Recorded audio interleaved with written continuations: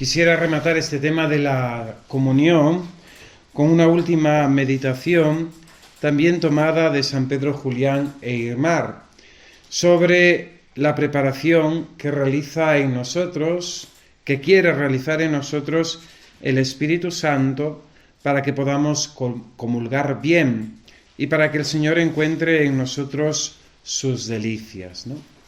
Terminábamos la charla anterior presentándonos a la Inmaculada, a María Santísima, como la que mejor recibió a Cristo y como el modelo para nosotros de recibirle, ¿no? Yo quisiera, Señor, recibiros con aquella pureza, humildad y devoción con que os recibió vuestra Santísima Madre. Es el Adviento, la venida del Señor, esa venida que se concreta cada día, ¿no? Cuando asistimos a la Santa Misa, en esa voluntad, en ese deseo de Jesucristo nuestro Señor, en dársenos en comunión, en venir a nosotros a alimentarnos, ¿no? Y ese mismo modelo que es María Santísima Inmaculada ha de reproducirse en nosotros, que debemos ser almas blancas, almas limpias, almas puras, para recibir a Jesucristo, ¿no? Pero ¿quién obra la Inmaculada Concepción, ¿no? ¿Quién prepara a María Santísima para recibir a Cristo nuestro Señor? El Espíritu Santo. El Espíritu Santo, ¿no? Oh Dios, que por vuestro Espíritu habéis formado en María Santísima una digna morada para vuestro Hijo, ¿no? Recita una de las oraciones de la Iglesia. El Espíritu Santo forma en María una digna morada, un digno templo, un digno habitáculo, para que Cristo nuestro Señor pueda encarnarse.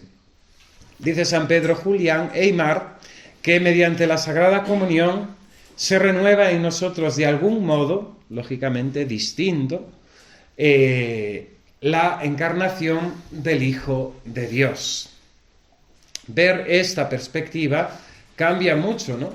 Y entendemos también la celebración navideña de la celebración de la Navidad, ¿no? No es simplemente recordar un acontecimiento pasado, sino que es recordando ese acontecimiento pasado de un misterio de la vida del Señor. Esos misterios tienden que reproducirse en nosotros, ¿no? Que somos su cuerpo místico, ¿no? ¿Y cómo se repite el misterio de la Natividad del Hijo de Dios en nosotros? A través de una maternidad que nosotros estamos llamados a vivir como la de María Santísima, a través de esa gracia que el Señor nos concede al venir en nosotros en la Sagrada Comunión. El Verbo no se contentó con unirse a la más pura de las vírgenes, sino que uniéndose a María Santísima, la Inmaculada, desea unirse a cada cristiano que ha hecho miembro de su cuerpo místico, ¿no? Dice, el divino artífice de la encarnación fue el Espíritu Santo. Concebirás en tu vientre y darás a luz por obra del Espíritu Santo. Esta obra será obra del Espíritu Santo que te cubrirá con su sombra, ¿no? El Espíritu Santo preparó a María para Madre de Dios, primero preservándola en su concepción de toda mancha, haciéndola inmaculada. En el primer instante de su existencia, derramó en su alma las más bellas virtudes y fue cultivándolas en el transcurso de su vida, ¿no? Dice no sé qué santo que si todas las aguas juntas se llaman océano, todas las gracias juntas se llaman María, ¿no? Jugando en latín, esta frase tiene su significado, porque María en latín es mares, ¿no? Entonces, juntando Dios todos los mares, hace los océanos, ¿no? Y juntando todas las gracias, crea a María Santísima. Plenitud de gracia. Y llegado el momento de formar y animar el cuerpo de Jesús, el mismo Divino Espíritu fecundó el seno de la Virgen Santísima. Continuó habitando en ella después de realizado el misterio y la cubrió con su sombra para temblar los ardores del divino sol que llevaba en sus entrañas. Pues ¿quién, viendo a Dios cara a cara, puede seguir con vida, ¿no? Moisés, que cada vez que iba a audiencia divina con Dios, su rostro resplandecía, ¿no? Ardía, ¿no? Y ya después ponía aquel velo, ¿no? Porque había contemplado la gloria de Dios, ¿no? Es el mismo Espíritu Santo el que prepara y dispone y templa la divinidad de Dios para que no nos abrase, ¿no?, con su presencia, ¿no? Lo vemos un poco en la humanidad del Señor y en el misterio de la transfiguración, ¿no? Ese transfigurar la gloria de Cristo, nuestro Señor, Hijo de Dios, pero que es aminorada en el sentido de que nosotros como hombres somos limitados, no podemos contener al infinito, ¿no?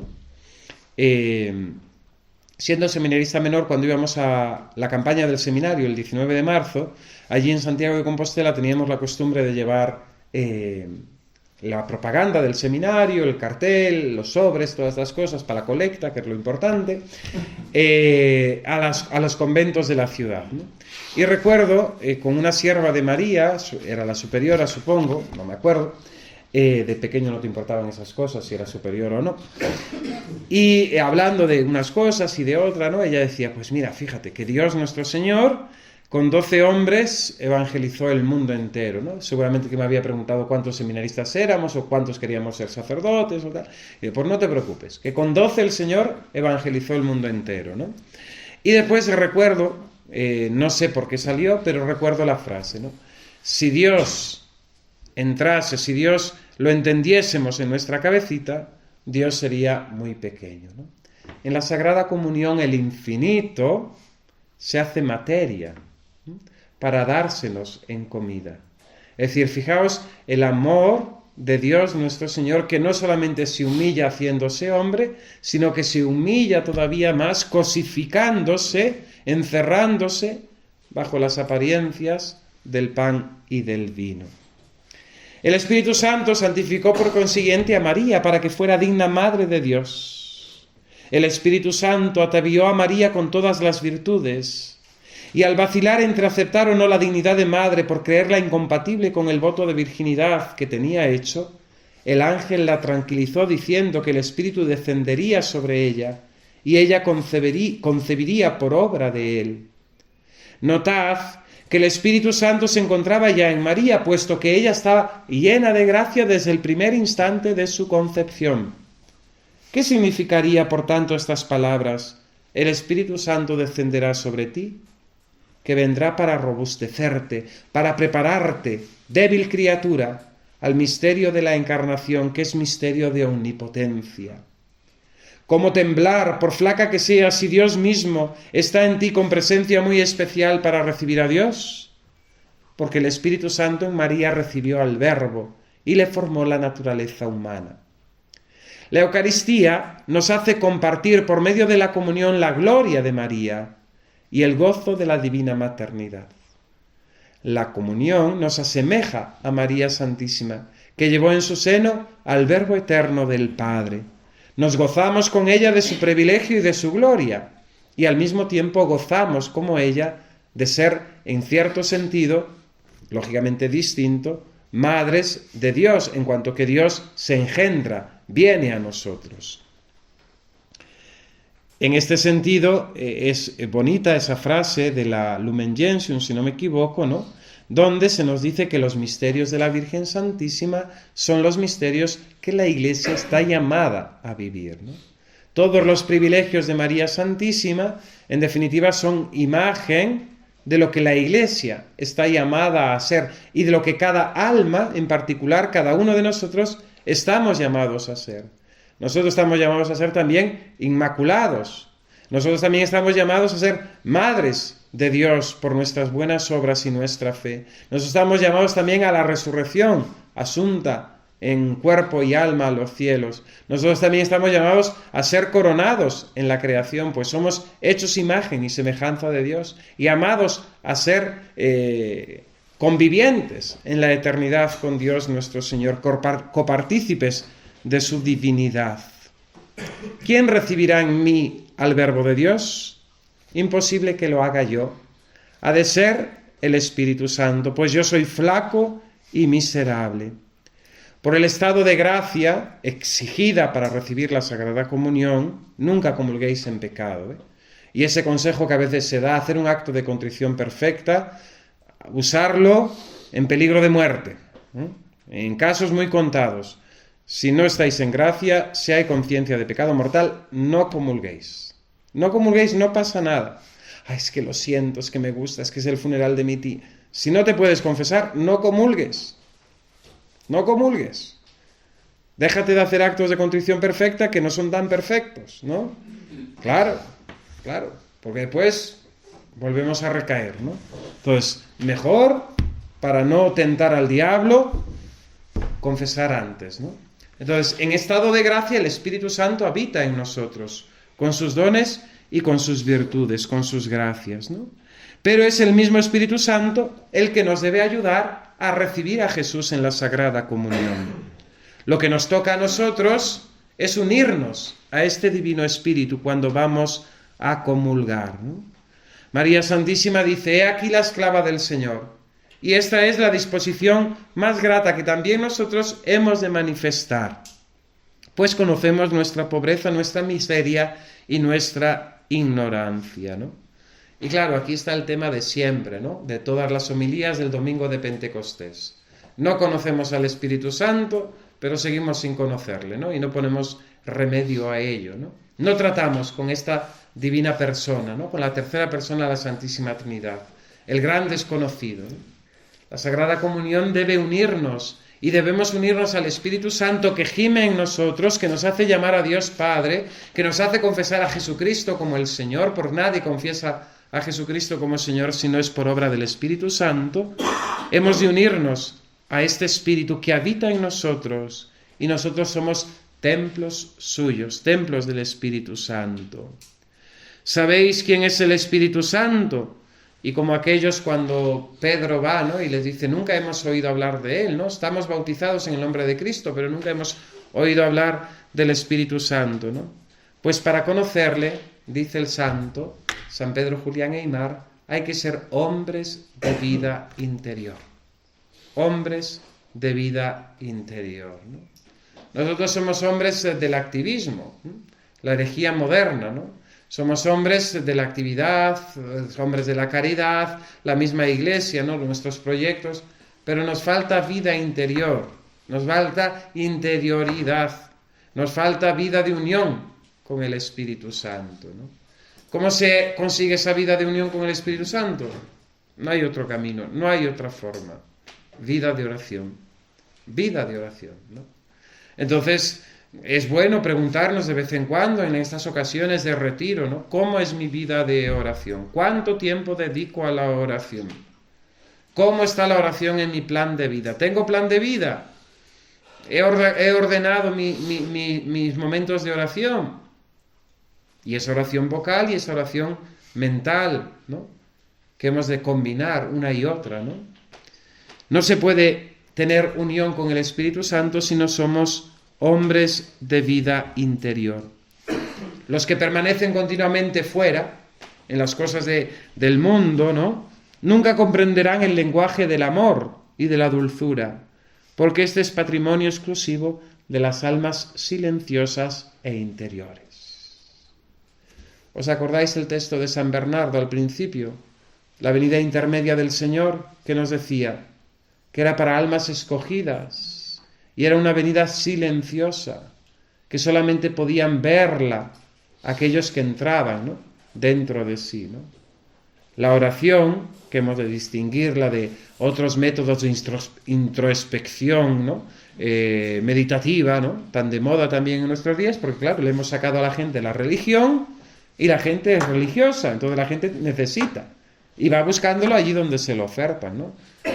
Yo no sé en vuestras ciudades o donde vivís, pero yo en Toledo estoy asombrado, ¿no? De cuántos anuncios y ofertas hay para que la gente vaya a cursos de budismo, a cursos de meditación interior, a cursos de sanación no sé cuándo. Porque la gente está sedienta. Claro, le hemos sacado la vida. El mundo moderno ha prescindido de Dios, ha sacado la sobrenaturalidad. Entonces la gente necesita y lo va buscando en esas formas que aparentemente ofrecen algo, pero lógicamente no llegan, ¿no? No llegan. Hoy la gente de nuestros días es gente muy religiosa, porque el hombre es religioso en esencia, Dios lo ha creado para relacionarse con él. Y hay nuevas formas de religión que están surgiendo, ¿no? Esa gente que necesita, pues eso, ir a una iglesia. A lo mejor no tiene idea de los dogmas católicos, pero está buscando espiritualidad, está buscando vida interior, porque el alma lo necesita el alimento, necesita esa vida.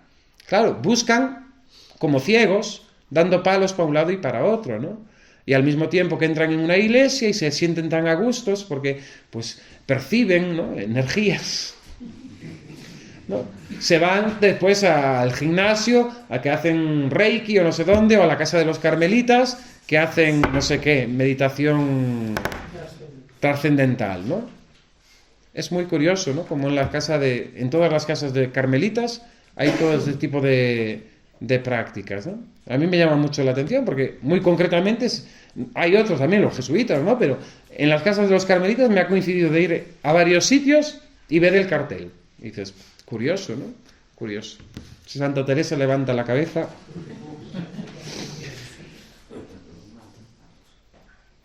Para conocer, para unirse al Espíritu Santo hay que ser hombre de vida interior. Orad a menudo al Espíritu Santo, uníos a Él, que Él os prepare para la comunión y hable y dé gracias a Jesús en lugar vuestro. Reine Jesucristo en vosotros por Él, ¿no? ¿Os acordáis de esa cita del Señor cuando dice, cuando os lleven ante los tribunales no preparéis vuestra defensa, ¿no? Pues aplicad eso al momento de la Sagrada Comunión. ¿Qué voy a decirle yo al Señor, ¿no? Deja que el Espíritu Santo hable en ti, ¿no? El Espíritu Santo que habla en nosotros con gemidos inenarrables, ¿no? Dice la Sagrada Escritura. Su oficio en la comunión, el del Espíritu Santo, es su obra peculiar de convertirnos en Jesucristo, de formar en nosotros a Jesucristo, de hacerlo presente espiritualmente en nosotros y unirnos a Él para ser con Él uno en el orden moral. Él forma en nuestra alma la unión de sentimientos y gracias a esta operación Jesús continúa viviendo en ella espiritualmente. Sabemos normalmente, cuando el santo nos dice lo de la media hora, el cuarto de hora, como mínimo, de la acción de gracias, sabemos pues eso, lo que la comunión dura un poco en nosotros, ¿no? En ese sentido también hemos de tener la delicadeza, aunque no hay nada prescrito, ¿no?, de comer inmediatamente después de comulgar, ¿no? Tener una cierta distancia, ¿no?, preservando esa Sagrada Comunión que hemos recibido. 10, 15 minutos es lo que tarda más o menos en descomponerse la realidad sacramental del cuerpo de Cristo, ¿no? Pero Cristo no nos abandona. Sí, el Cristo que viene en la Sagrada Comunión en su cuerpo, alma, sangre y divinidad, eso desaparece con la corrupción de la forma, ¿no?, con la desintegración de la forma en nuestro estómago. Pero Jesucristo sigue viviendo en nosotros a través de la gracia por la acción del Espíritu Santo, ¿no? Y es el Espíritu Santo el que nos sigue manteniendo unidos a Él. Claro, esto contrasta con la mentalidad de nuestra religión de por horas, ¿no? Esa mentalidad de, en la iglesia, sí, claro, soy muy piadoso, pero ya en el mundo soy mundano, ¿no? Es que esa concepción no entra. Es decir, somos cristianos y somos cristianos las 24 horas del día, ¿no?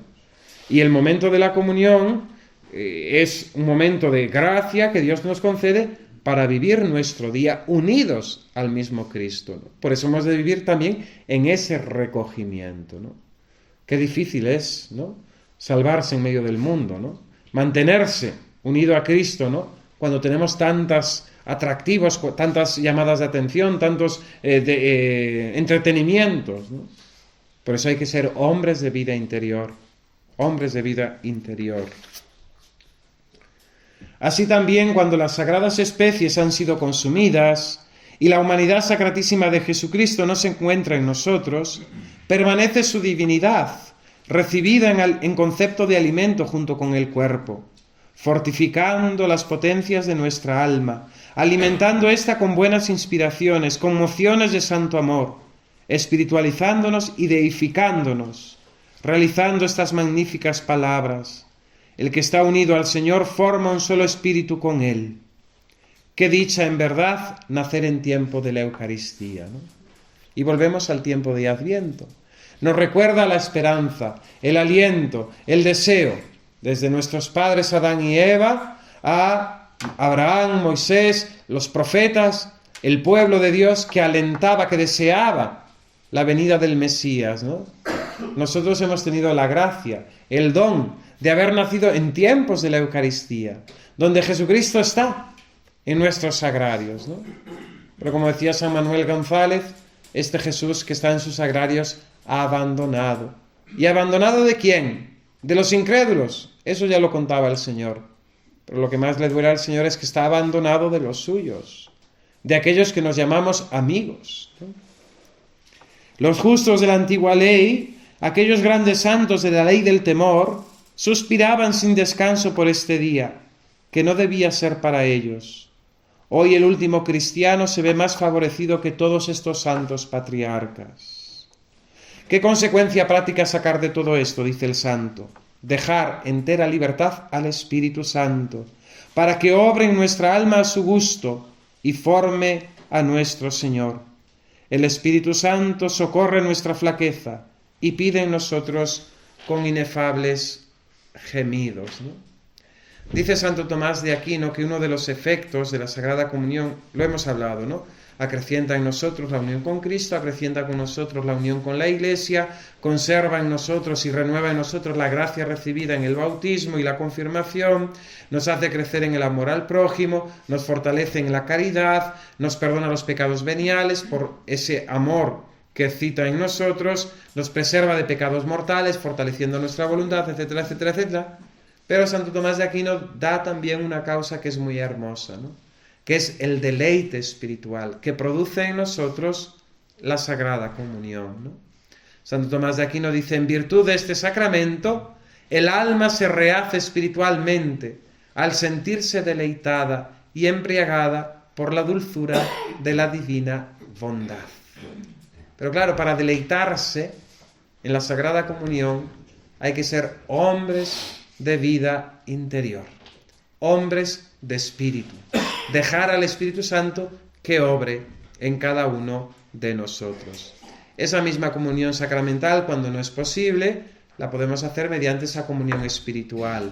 Es más, es decir, la costumbre de hacer esa comunión espiritual durante el día nos mantiene unidos al Señor. Bien, voy a simplemente a pasar estas páginas para dejaros temas de meditación. El retiro, concretamente, pues serán estos 3 días, ¿no? Pero esto que hemos vivido durante estos 3 días, y hemos meditado y hemos orado, hemos de ir masticándolo, degustándolo, ¿no? Como María Santísima, que guardaba todas esas cosas en su corazón y las meditaba, ¿no? También nosotros estamos llamados a vivir, ¿no?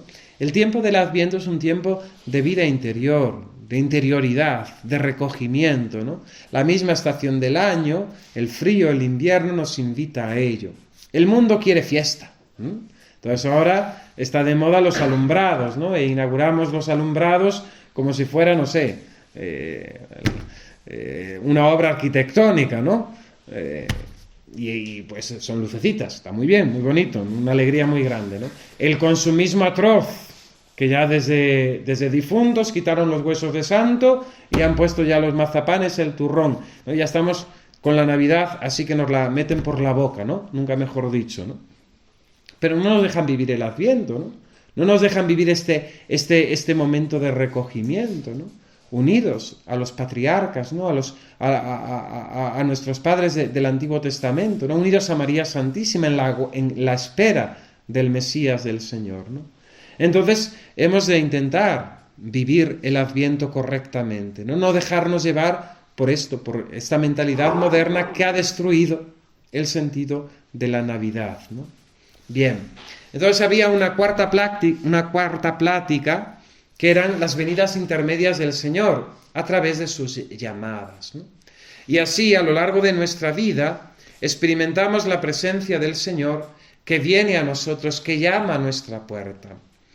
Como Él mismo se manifiesta así en el libro del Apocalipsis, estoy llamando a la puerta, si me abres, entraré y cenaremos juntos, ¿no? Ese sentido de la cena como comunión, ¿no? Bien. Pues el Señor está llamando siempre a nuestras puertas, ¿no? Y llama de muy diversos modos, ¿no? En un primer lugar, el Señor nos ha llamado en primer lugar, a la existencia, dándonos la vida, ¿no? Y es un don que hemos de agradecer, ¿no? No estamos en el mundo efecto de la casualidad, no estamos en el mundo por efecto de la suerte, ¿no? Sino que estamos en el mundo por un deseo y una voluntad explícita de Dios de crearnos a través de sus causas segundas, que fueron nuestros padres, pero la causa primera de nuestra existencia es Dios nuestro Señor, que nos ha comunicado el ser que nos ha hecho a su imagen y semejanza. Es Dios el que nos da la vida, es Dios quien nos la conserva, es Dios el que ha infundido en nuestro cuerpo nuestra alma inmortal, es Dios el que nos ha adornado con dones naturales, ¿no? Todo en nosotros es don de Dios. Nuestra misma corporeidad se convierte en don de Dios, imagen y semejanza suya. Con la vida Dios nos ha dado todo aquello que nos es necesario, ¿no? Una familia y unos bienes materiales y otros inmateriales. Somos criaturas de Dios, somos los reyes de su creación, ¿no? Entonces, es la primera llamada de Dios que hemos de considerarla, ¿no? Cómo Dios se ha hecho presente en nuestras vidas, ha venido llamándonos a la existencia, ¿no? El tiempo del Adviento es tiempo de esperanza, de encontrar el sentido de nuestra vida. Y el sentido de nuestra vida está en Dios, ¿no? El cristiano siempre es optimista, ¿no? Siempre es optimista porque radica todo el sentido de su ser, de su existir, de su vivir en Dios nuestro Señor. Nada pasa porque sí, nada pasa sin un porqué, nada acontece sin que Dios lo permita para nuestro bien, porque es Padre. Y todo lo que Dios permite en nuestra vida, aunque con nuestros ojos nos parezca un mal, Dios lo permite para nuestro bien, ¿no? Después del don de la vida, de esta llamada a la existencia, Dios nos ha llamado a la fe, ¿no? Quizás de una forma involuntaria, cuando recibimos el bautismo, por la transmisión de la fe de nuestros padres, pero los que estamos aquí ya todos somos adultos, ¿no? Algunos, pues, católicos viejos, ¿no? Hasta la cuarta generación, ¿no? De padres, abuelos, bisabuelos cristianos. Otros, pues, os habéis convertido de jóvenes, ¿no? Incluso alguno, pues, ya un poco más crecidito, ¿no? Dios nos ha llamado a la fe, ¿no? Una llamada que se renueva, ¿no? Y que Dios nos va tirando de la oreja a veces, ¿no? Tocándonos un poquito al corazón, que nos va atrayendo hacia sí, ¿no? Ya no somos simplemente criaturas de Dios, como los pajaritos, las flores o las montañas o los ríos. Somos hijos de Dios. Y si somos hijos, dice el apóstol San Pablo, somos herederos. ¿Herederos de qué? Del cielo, de la bienaventuranza, de la vida con Dios, ¿no? Y con la fe, Dios nos lo ha dado todo, porque nos ha dado a su Hijo, ¿no? A su Hijo Jesucristo. En Él se resumen todos los bienes, y en Cristo lo tenemos todo. Llamada también a lo largo de nuestra vida a una vocación concreta. Dios ha venido a nuestra vida, nos ha llamado o nos llama a realizar una vocación concreta, ya sea matrimonial, ya sea consagrado a Él, en el sacerdocio o en la vida religiosa. Una profesión que, vista desde Dios y desde la fe, no es un simple medio de sustentarse, sino que es una colaboración con Dios creador, ¿no? Y en ese sentido estamos llamados también a impregnar de sentido espiritual, sobrenatural, nuestro quehacer diario, ¿no? El trabajo por sí mismo no santifica.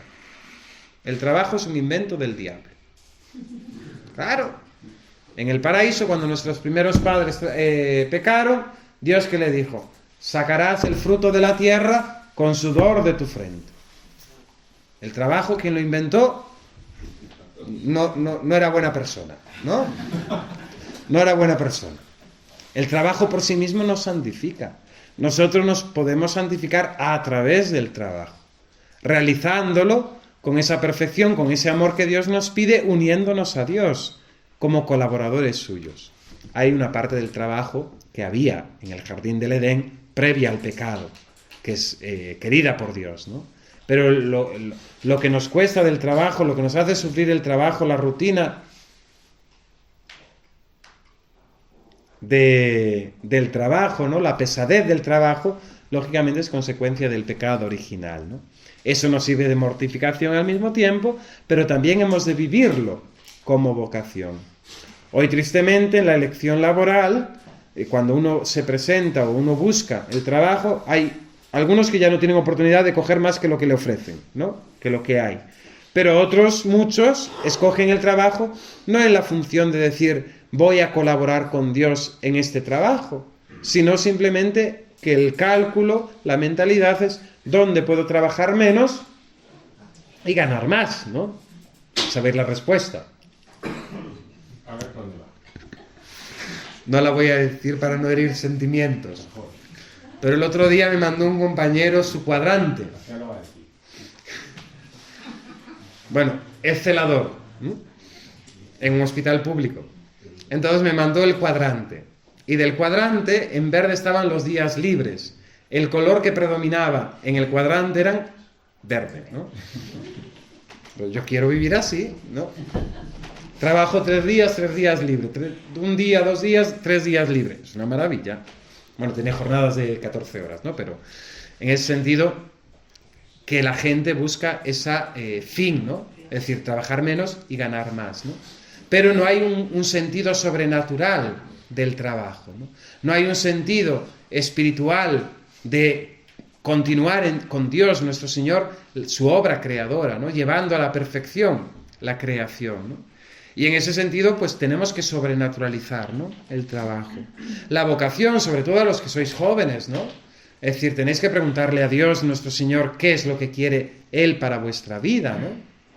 Y dentro de los dones, de vuestras propias tendencias, pues escoger, ¿no? La vocación, ¿no?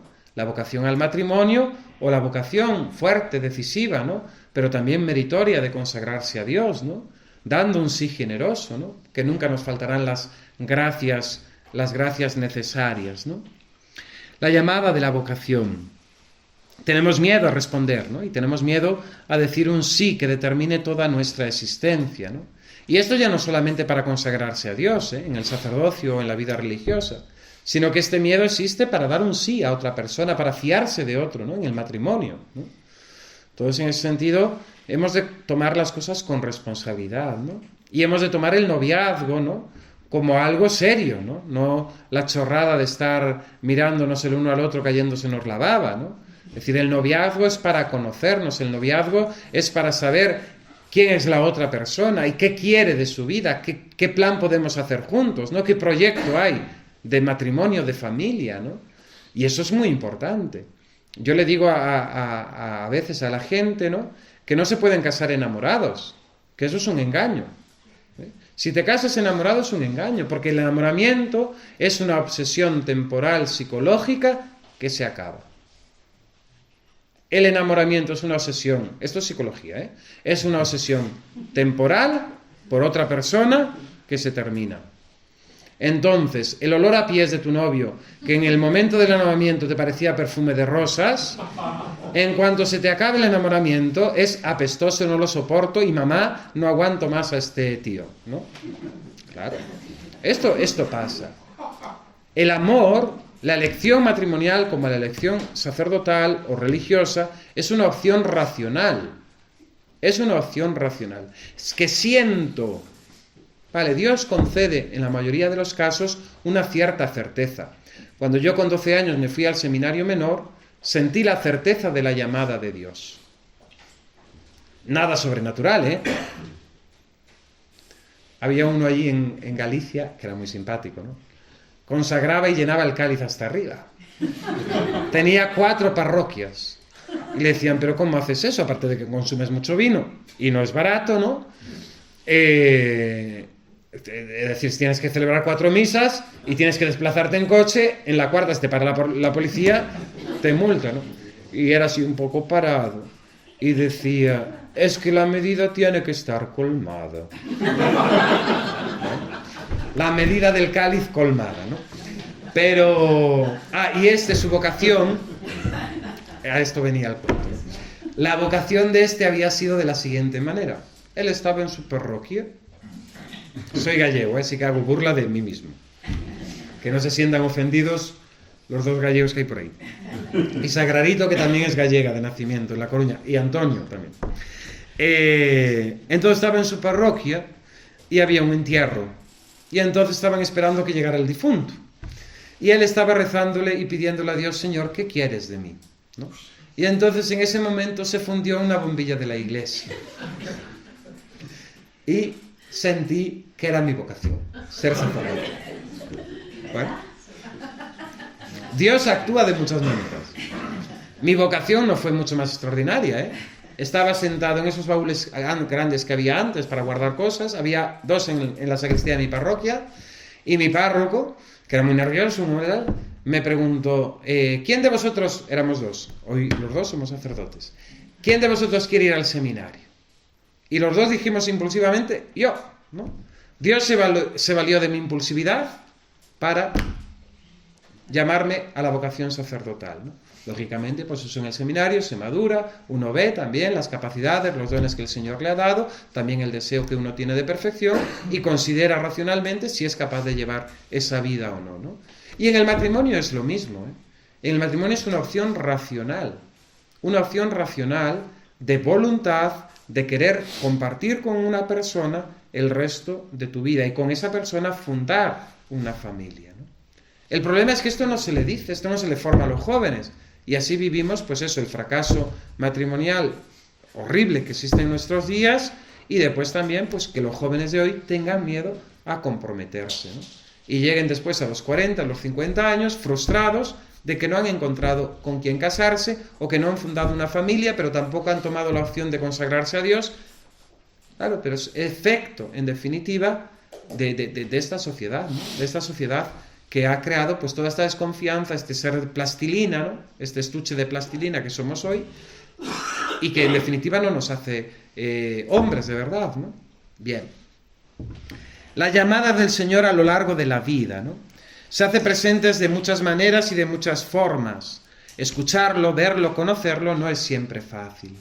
Se revela a los elegidos y a aquellos que son hombres de vida interior. Sobre todo nos cuesta ver a Dios en los momentos de dificultad, en los momentos de prueba, en los momentos de cruz, en los momentos de enfermedad, ¿no? Pero también es milagroso, ¿no? Y es curioso cómo hay personas que a través del momento de cruz, de enfermedad, de dificultad, se encuentran con Dios, ¿verdad? Lo dijimos al principio, ¿no? Cómo podíamos ver las obras de Dios, y gracias a Dios, pues después de toda esta pandemia que hemos vivido, pues mucha gente se ha convertido, se ha vuelto a Dios, ¿no? Yo he vivido recientemente una historia preciosa que pues quiero compartir con vosotros, ¿no? La dueña de la empresa, de la constructora que está arreglando nuestra casita allí en Toledo, pues terminó la primera fase de la obrita que hicimos, y esta mujer vino a hablar con nosotros, con Padre Carlos y conmigo, para decirnos que le habían detectado un cáncer, ¿no? Un cáncer de mama, ¿no? Y nosotros no lo sabíamos, porque claro, no le preguntamos a nadie su vida, ¿no? Nos dijo: pues mire, llevamos 20 y tantos años juntos, no estamos casados, hemos tenido 3 hijos, tal, pero ante esta situación queremos casarnos, ¿no? A mí me llamó mucho la atención, ¿no? Es decir, ante un golpazo que te da la vida, la primera reacción es ponerte a bien con Dios, ¿no? Porque hoy realmente, legalmente, da igual estar casado que no, porque las parejas, de hecho, incluso civilmente lo puedes apañar y ya está, ¿no? Y me llamó la atención, ¿no? Y después en el proceso falleció hace 1 mes y medio, ¿no? Ángeles se llamaba. Y después en el proceso de la enfermedad, la operación, la quimioterapia, tal, después ha vuelto la enfermedad, etcétera, pues todo eso sirvió para que ella y su familia volviesen a la fe, viviesen una vida de oración familiar, ¿no? Nunca habían rezado antes juntos, ¿no? Y ahora, desde la enfermedad, todos los días rezaban la novena a don José Rivera, ¿no? Y eso les servía también de momento de comunión, de hablar, ¿no? Y de expresar lo que llevaban dentro, ¿no? Y la vida espiritual, ¿no? Y a mí me llamó la atención, ¿no? Cuando ya estaba ingresada en Madrid para, pues eso, terminal, ¿no? Me llamó su marido, ¿no? Y me dijo: padre, pues esta es la situación, quieren sedarla, etcétera. Y Ángeles me pidió que en el momento que querría, que le gustaría mucho que usted la acompañase, ¿no? En este último momento, ¿no? Y a mí aquello pues me impresionó, ¿no? Porque yo no sé cómo reaccionaría yo si ahora el Señor permitiese en mí una enfermedad de muerte, ¿no? Si me apareciese un cáncer y me dijesen, pues mire, esto está más o menos programado, 6, 7 años, y usted se va para la fosa, ¿no? Para la caja, a criar malvas. Yo no sé cómo reaccionaría, ¿no? Y en cambio el testimonio de esta mujer, pues me ha llegado muy dentro, ¿no? Como la enfermedad, el niño pequeño tiene 10 años, el mayor 17, ¿no? Y a pesar de ello, es decir, no hubo un reproche a Dios, no hubo una... Y ella misma me manifestaba, ¿no? El primer día que la fui a visitar en el hospital estaba dormidita totalmente, ¿no? Por la medicación. Y nada, simplemente le di la extrema unción y nada más, ¿no? Pero a los 3 días tuve que volver por una casualidad y pude ir a visitarla otra vez y estaba totalmente despierta, ¿no? Lo que suelen decir en los pueblos la mejoría de la muerte, ¿no? Siempre que uno que va a morir, pues parece que un día antes o 2 días antes, pues reviven un poco, ¿no? Y están mejor, ¿no? Y estuvimos hablando como 1 hora y media, ¿no? Y le decía algo que no se lo había confesado a ella, ¿no? Y le dice, cuando viniste después de la obra, de la primera fase esta, pues yo estaba enfurecido, ¿no? Y le decía, ¿para qué vienen? Si ya le hemos pagado todo. Son muy tacaños, soy gallego. Ya le hemos pagado todo. Que no me venga con que hay una factura mal o no sé cuánto, ¿no? La historia era totalmente distinta y ella se reía, ¿no? Y en ese sentido, pues, expresó, ¿no? Todas estas cosas, ¿no? Y en ningún momento, ninguna amargura, ninguna recriminación, ¿no? Sino un abandono en lo que Dios permitiese e hiciese con ella, ¿no? Bien, las llamadas de Dios a través de la vida, ¿no? Dice Santo Tomás de Villanueva que Dios utiliza 4 voces, ¿no? En el Adviento recordamos la voz que clama en el desierto, ¿no? Juan el Bautista, ¿no? Preparad el camino al Señor, ¿no? En un sermón de Santo Tomás de Villanueva él habla de 4 voces, ¿no? La voz del Señor a través de los favores, de los bienes que el Señor nos ha dado, pero somos tan torpes que cuando nos va bien nos olvidamos de Dios. La voz de la predicación a través de su iglesia, a través de los ministros, que nos entra por aquí, nos sale por allí, muchas veces, ¿no? Pero hemos de predicar incansablemente, ¿no? Es el ministerio que hemos recibido, ¿no? No rechazo el Evangelio, ¿no? Decía el apóstol San Pablo, y los sacerdotes tenemos que predicar incansablemente, aunque tengamos el peor de los auditorios, aunque no tengamos a nadie, hemos de predicar, ¿no? Yo he llegado a predicar estando solamente sagradito en misa, para ella, ¿no? No había nadie más, las paredes y ella, los ángeles del cielo y los santos, ¿no? Pero he predicado igual, ¿no? Tenemos que predicar el Evangelio, ¿no? La predicación, ¿no? La tercera voz, dice Santo Tomás de Villanueva, cuando ya el pecador se resiste, ¿no? Es a través del castigo, ¿no? Dios nos habla a través de los castigos. Dios viene a nosotros con su palabra también a través de los acontecimientos malos de la vida, ¿no? Y en eso pues tenemos que saber descubrir a Dios, ¿no? Y sobre todo Dios utiliza también la voz de las inspiraciones divinas, ¿no? Esa voz que le dice a Agustín, toma y lee, ¿no? En aquel huerto, ¿no? Y es el momento de la conversión, ¿no? O aquella voz camino de Damasco, de San Pablo, ¿no? Paulo, ¿por qué me persigues?, ¿no? En definitiva, Dios utiliza estas voces para traernos hacia sí, ¿no? La última llamada que me gustaría haber tratado, ¿no? Es el tema de la muerte, ¿no? La muerte como adviento del Señor. Qué diferente es la muerte vista desde la fe a la muerte vista sin fe. Qué diferente es la muerte esperada por los santos que viven sin vivir en sí, tan alta vida esperan que mueren porque no mueren, a la muerte vista desde el aferramiento a este mundo, desde esa resistencia, ¿no? A dar el paso a la eternidad, ¿no? La muerte, última llamada de Dios nuestro Señor. Bien, mirad cuántas páginas estoy pasando, esto es una pena, ¿eh?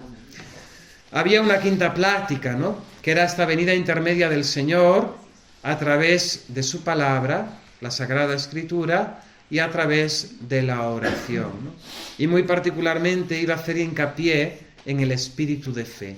Cuán conveniente, cuán bueno es para nosotros el guardar la presencia de Dios, el elevar constantemente nuestro pensamiento a Dios.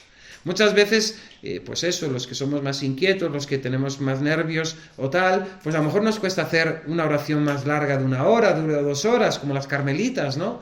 Pero podemos hacer breves jaculatorias, breves oraciones, levantar nuestra mirada a Dios. El toque de las campanas, una alarma en el móvil o en el reloj, ahora que hay estos relojes que tienen todo, hasta la cuenta corriente va en el reloj, pues poner una alarmita, cada hora, cada media hora, una alarmita que nos recuerde que levantemos nuestro pensamiento a Dios, ¿no? San Juan Bautista de la Salle en eso era el maestro, ¿no? Y en sus colegios tenía estipulado, ¿no?, que al cambio de hora, al toque de la hora, todos en la clase se pusieran de pie y uno de ellos reconozcamos que estamos en la presencia del Señor, adorémosle y démosle gracias, ¿no? Y continuaba su obra, ¿no? Y yo creo que es algo muy sencillo, ¿no? Y si nos valemos de esas pequeñas tácticas, es algo bueno, ¿no? Algo bueno, ¿no? Bien. Después, la última plática, que era la más interesante, porque ahí había carnaza, es la venida del Señor a través del prójimo. Porque ahí es materia siempre suspensa, ¿no? Materia siempre suspensa. Será el criterio del juicio, la caridad, ¿no? Porque tuve hambre y me disteis de comer, tuve sed y me disteis de beber. Venid, benditos de mi Padre, heredad el reino preparado para vosotros desde la creación del mundo. Porque tuve hambre y no me disteis de comer, tuve sed y no me disteis de beber, estaba desnudo y no me vestisteis. Ios al fuego eterno preparado para vosotros, ¿no? O el rechinar de dientes, ¿no?, que no cesa. El amor al prójimo, la caridad, ¿no? Hay prójimos que son amables, ¿no? Hay prójimos que da gusto ver en ellos el rostro de Dios, ¿no? Pero hay prójimos que tienen tan desfigurado el rostro de Dios que nos cuesta más, ¿no? Y a esos hemos también de amar, ¿no? Ese prójimo cercano que nos es fácil de amar por la simpatía, empatía que pueda existir, pero también ese prójimo lejano que no conocemos, pero que hemos de amar también verdaderamente y en la medida que podamos ayudar, ¿no? Ese prójimo que es amable con nosotros, que nos ama también, que nos corresponde, pero también ese prójimo ante el cual somos totalmente indiferentes, ¿no? O para nosotros es indiferente, o a la inversa, ¿no? Y hemos de amarlo. Ese amor al prójimo y ese perdón al enemigo, ¿no? Al enemigo, ¿no? Que tanto pues nos cuesta, ¿no? Porque somos muy dados a la ofensa, ¿no? Si recordáis el año pasado, los que estuvisteis, ¿no? Santa Teresa esto lo trataba con esa expresión tan bonita, ¿no?, de los puntos de honra, ¿no? Porque todos tenemos puntitos de honra, ¿no? Que nos cuesta tanto vencer, ¿no? No saludo porque el otro día no me saludó, ¿no? O no soy capaz de perdonar, o esos puntitos de honra que tanto daño nos hacen, ¿no?, en la vivencia de la caridad. Y así se hubiese terminado el retiro. Pero queda para que vosotros lo trabajéis un poquito también en estos días antes de la Navidad y que realmente pues la Navidad sea Santa Navidad, ¿no? No porque comamos turrones, no porque se reúna la familia, sino porque el Señor nazca y renazca en nosotros mediante su gracia, haciéndonos hombres y mujeres nuevos. El propósito, decíamos, cuando hablamos de la confesión, se rubrica con la enmienda de vida, ¿no? El efecto de este retiro, el efecto de estas meditaciones, en definitiva, el efecto de vuestros buenos propósitos, no salgáis de aquí hoy sin hacer un buen propósito, por lo menos uno,